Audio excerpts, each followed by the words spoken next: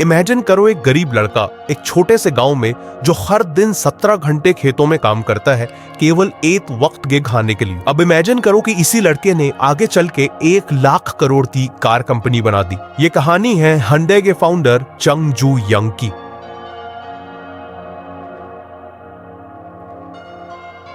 चंग जू यंग का जन्म 1915 में हुआ था कोरिया के एक छोटे से गांव में। उनका सपना था एक स्कूल टीचर बनने का, लेकिन फैमिली की फाइनेंशियल कंडीशन इतनी खराब थी कि वो खुद की एजुकेशन भी पूरी नहीं कर पाए। उन्हें बचपन में दिन रात अपनी फैमिली के साथ खेतों में काम करना पड़ता था। लेकिन इतनी मेहनत के बाद भी ऐसे कई दिन होते थे जब फैमिली के पास एक वक्त का खाना भी नहीं होता था। प्रॉपर कपड़े और मेडिकल केयर तो दूर की बात है। चंग को लकड़ियां बेचने के लिए कई बार पास के शहर जाना होता था। वहां उन्होंने देखा कि लोगों के पास सफिशिएंट खाना है और उन्होंने अच्छे कपड़े पहने, वो भी बिना दिन रात खेतों में काम किए। ये सब देख के वो अपनी गरीबी और अपनी फार्म की लाइफ से फ्रस्ट्रेट होने लगे और अपने लिए भी एक बेटर जिंदगी चाहने लगे। एक दिन उन्होंने एक न्यूज़पेपर आर्टिकल में पढ़ा कि पास के एक शहर में एक बड़ा कंस्ट्रक्शन प्रोजेक्ट लग रहा है और उस प्रोजेक्ट के लिए वर्कर्स की जरूरत है। ये पढ़ते ही वो सोच में पड़ गए और उनकी धड़कनें तेज हो गई। पर 1932 में 16 साल की उम्र में चंग ने एक चौंका देने वाला फैसला लिया। वो अपना घर छोड़कर शहर भागने वाले थे। एक रात चंग अपने एक दोस्त के साथ चुपके से शहर की ओर निकल पड़ी।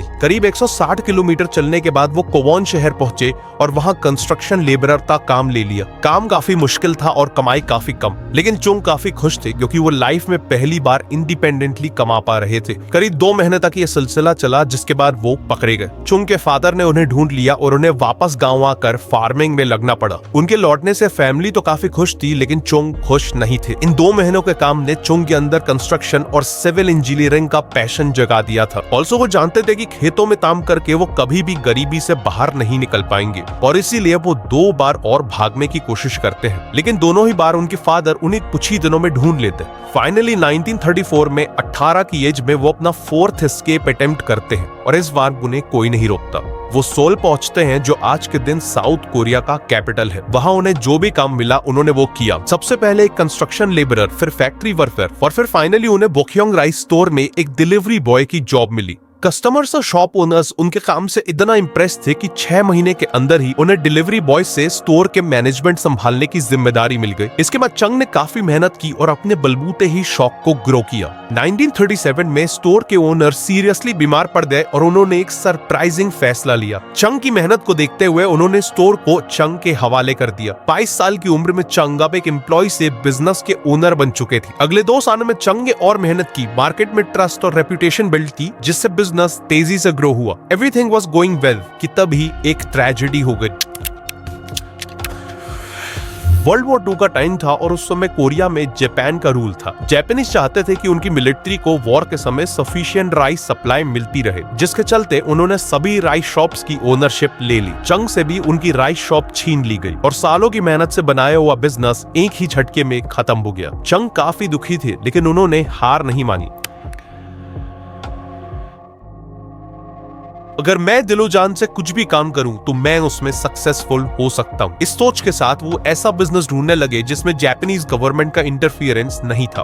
बहुत जल्द उन्होंने कार रिपेयर बिजनेस में जीरो डाउन किया और 1940 में 3000 वॉन का लोन लेके एडो सर्विस गैराज खोला। लेकिन इस बार किस्मत इतनी खराब थी कि खुलने की 1 महीने बाद ही गैराज में आग लग गई और सब कुछ जल के राख हो गए। चंग की सिचुएशन काफी डिफिकल्ट थी।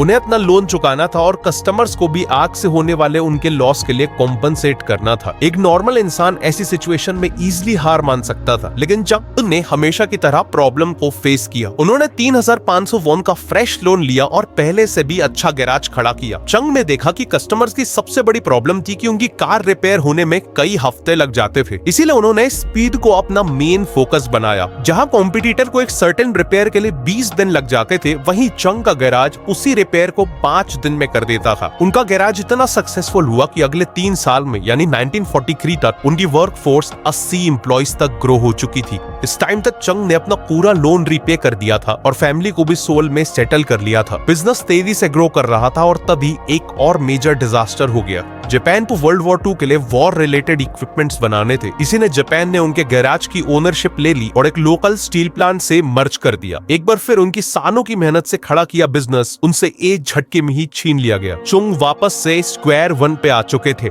उन्हें अपनी फैमिली के साथ गांव वापस लौटना पड़ा, लेकिन इस बार उनके पास 50,000 वॉन की सेविंग्स थी और वो कॉन्फिडेंट थे कि वो फिर से एक बिजनेस बना लेंगे।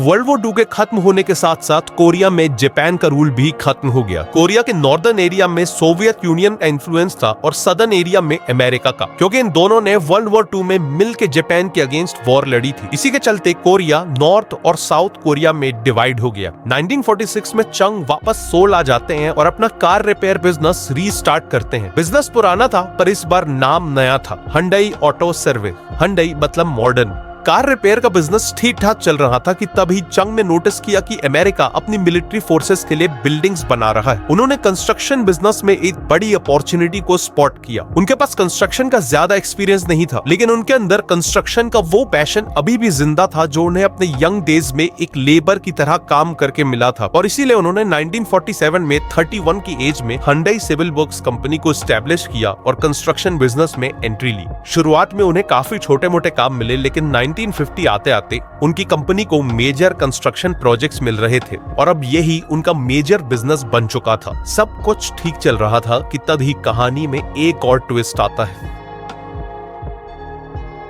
जून 1950 में नॉर्थ कोरिया साउथ कोरिया पे हमला कर देता है। नॉर्थ कोरियन ट्रूप सोल के काफी करीब आ चुकी थी, जिस कारण चुंग को अपना पूरा काम छोड़कर अपनी सेविंग्स के साथ पुसन शहर भागना पड़ता है। लेकिन इतने बड़े क्राइसिस के बाद भी चुंग हाथ पे हाथ रखकर नहीं बैठे। इस समय यूएस आर्मी साउथ कोरिया के साथ मिलकर नॉर्थ कोरियन आर्मी से लड़ रही थी और उन्हें टेंट्स, वेयर हाउसेस और आर्मी हेडक्वार्टर्स की जरूरत थी। चंग ने ऑब्जर्व किया कि अमेरिकन्स के पास पैसों की कमी नहीं थी, उन्हें बस रिलायबल और टाइमली डिलीवरी चाहिए थी और चंग ने अमेरिकन्स को वही दिया। उन्होंने एक छोटी सी टीम से वापस शुरुआत की और कैन डू मोटो अपनाया, मतलब अगर प्राइस सही है तो वो कोई भी कंस्ट्रक्शन प्रोजेक्ट लेने को तैयार थे। वॉर चल रही थी और ऐसे में उन्हें कई प्रॉब्लम्स आई, कई बार लॉसेस भी हुए, लेकिन एक बार जबान देने के बाद उन्होंने कभी भी किसी प्रोजेक्ट को बीच में नहीं छोड़ा। उनकी इसी रिलायबिलिटी के कारण उनकी अमेरिकन से काफी स्ट्रॉन्ग रिलेशनशिप डेवलप हो गई। 1952 में वॉर तो खत्म हो गई, लेकिन चंग को फिर भी अमेरिकन से कॉन्ट्रैक्ट्स मिलते रहे और बाद में साउथ कोरियन गवर्नमेंट ने भी कंट्री को रीबिल्ड करने के लिए ब्रिजेस, डैम्स और रोड्स को तेजी से बिल्ड करना चालू किया। इन सब में हुंडई ने मेजर रोल प्ले किया और बिजनेस में एक्सपोनेंशियल ग्रोथ देखी। साउथ कोरिया का सबसे बड़ा डैम सोयंग डैम और उनका सबसे इंपॉर्टेंट एक्सप्रेसवे क्योंगू एक्सप्रेसवे हुंडई ने ही बनाया है।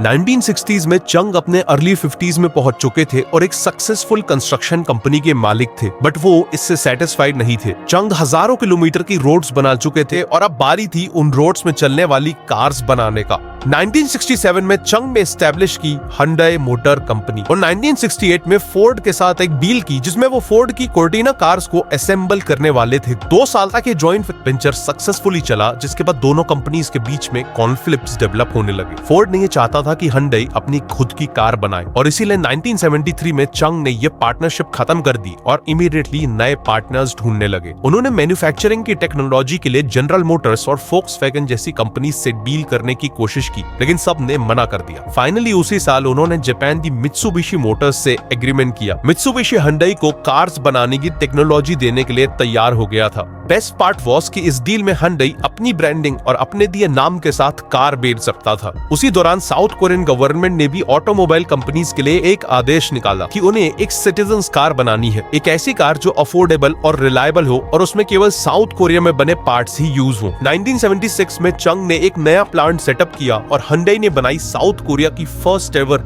Mass produced car Hyundai Fani. अपने अफोर्डेबिलिटी के कारण ये कार साउथ कोरिया में इतनी सक्सेसफुल हुई कि देखते ही देखते हुंडई ने 60% मार्केट शेयर कैप्चर कर लिया और वहां की सबसे बड़ी कार कंपनी बन गई। लेकिन एक कैच था, साउथ कोरिया का टोटल कार मार्केट केवल 30,000 कार्स का था, जो प्रॉफिटेबल होने के लिए सफिशिएंट नहीं था। Also Hyundai Pony South Korea में जितनी बड़ी सक्सेस थी, ओवरसीज मार्केट में उतनी ही बड़ी फेलियर थी। कार की क्वालिटी अच्छी नहीं थी, गर्मी में पेंट उड़ जाता था और उसमें रेगुलरली मैकेनिकल इश्यूज आते थे और इन्हीं रीजन से हुंडई मोटर कंपनी पिछले 7 साल से लॉसेस में चल रही थी। लोगों ने चंग से कहा कि उन्हें यह कंपनी जितनी जल्दी हो सके उतनी जल्दी बंद कर देनी चाहिए, लेकिन चंग के डिसीजन ने सबको शॉक कर दिया। कंपनी बंद करना तो दूर, वो एक नई कार फैक्ट्री बनाने वाले थे जिसमें हर साल 3 लाख कार्स प्रोड्यूस हो सके। कंपनी के मैनेजमेंट को यह डिसीजन समझ में ही नहीं आया। आखिर 30,000 कार्स के मार्केट में 3 लाख लाख कार्स कौन खरीदेगा? बट चंग को इसका जवाब पता था। साउथ कोरियन इकोनॉमी तेजी से ग्रो हो रही थी और हर साल हजारों लोग पॉवर्टी से निकलकर इकोनॉमिकली एम्पावर हो रहे थे, जिसका मतलब था कि अगले कुछ सालों में कार्स की डिमांड तेजी से बढ़ने वाली थी। प्लस Hyundai की नई कार्स को स्पेसिफिकली फॉरेन कंट्रीज में एक्सपोर्ट करने के लिए बनाया जाने वाला था। 1980 में यह फैक्ट्री रेडी हुई और 1982 में Hyundai ने कई सारे इंप्रूवमेंट्स के साथ अपनी पोनी 2 कार लॉन्च की। न केवल ये कार साउथ कोरिया में सुपर हिट रही, बल्कि उसे अफ्रीका, लैटिन अमेरिका और कनाडा जैसी कंट्रीज में भी सक्सेसफुली एक्सपोर्ट किया गया। अगले कुछ सालों में Hyundai 4 लाख कार्स बेच के प्रॉफिटेबल हो चुकी थी। Hyundai अब ग्लोबल लेवल पे एक डिसेंट कार कंपनी की तरह एस्टैब्लिश हो चुकी थी, लेकिन वर्ल्ड का टफेस्ट और बिगेस्ट कार मार्केट यानी यूएसए को क्रैक करना अभी भी बाकी था।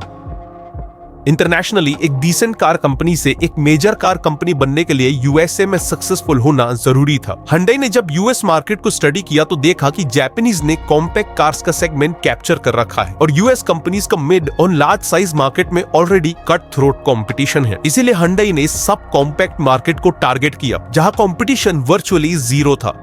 साथ में Hyundai ने देखा कि यूएसए में सेकंड हैंड कार्स का मार्केट बहुत बड़ा था। उन्होंने इन्हीं कस्टमर्स को सेकंड हैंड कार के प्राइस पे अपनी नई Hyundai एक्सेल ऑफर की, वो भी 5 साल की वारंटी के साथ। इस स्ट्रेटजी में यूएस के कार मार्केट को हिला के रख दिया। Second hand car buyers instantly Hyundai Excel में शिफ्ट हो गए। 1986 में Hyundai ने यूएसए में करीब 1,70,000 एक्सेल्स बेची और 1987 में करीब 2,60,000। इन दोनों ही साल Hyundai एक्सेल यूएसए की टॉप सेलिंग इंपोर्टेड कार बन गई। यूएस मार्केट में तब तक इतनी बड़ी इनिशियल सक्सेस किसी और कार कंपनी ने नहीं देखी थी और इसी के साथ Hyundai ग्लोबल लेवल पे एक मेजर कार कंपनी की तरह एस्टैब्लिश हो गई। उसी साल 72 की एज में चंग ने Hyundai से रिटायरमेंट ले ली और ऑनररी चेयरमैन का टाइटल ले लिया, जिसके बाद उनके भाई और बेटों ने कंपनी की कमान संभाली और पहले जैसी ही डिटर्मिनेशन के साथ कंपनी को चलाया। Hyundai आज वर्ल्ड की 3rd बिगेस्ट कार कंपनी है और केवल 2022 में उन्होंने करीब 40 लाख कार्स बेची थी। वैसे तो Hyundai ग्लोबली केवल अपने कार बिजनेस के लिए जानी जाती है, लेकिन बहुत कम लोगों को पता है कि Hyundai ग्रुप में टोटल 42 अलग-अलग कंपनीज हैं, जैसे Hyundai elevator, Hyundai information technology और Hyundai हेवी इंडस्ट्रीज, जो दुनिया की सबसे बड़ी शिप बिल्डिंग कंपनी है। और Hyundai के ही कारण साउथ कोरिया आज जापान को पीछे करके दुनिया की सबसे ज्यादा शिप्स बनाने वाली कंट्री बन पाई है। साउथ कोरिया के लिए Hyundai एक नॉर्मल कंपनी नहीं है। Hyundai एक इंस्टीट्यूशन है जिसने कंट्री को रीबिल्ड किया, हजारों जॉब्स क्रिएट की और साउथ कोरिया को ग्लोबल रिकॉग्निशन दिलवाया। और इन सब की शुरुआत की गांव के एक ऐसे लड़के ने जिसके पास फूड, एजुकेशन, हेल्थ केयर जैसी बेसिक फैसिलिटीज तक नहीं थी, लेकिन उसके पास था इमेंस पैशन, एक विजन और सबसे important a desire for better.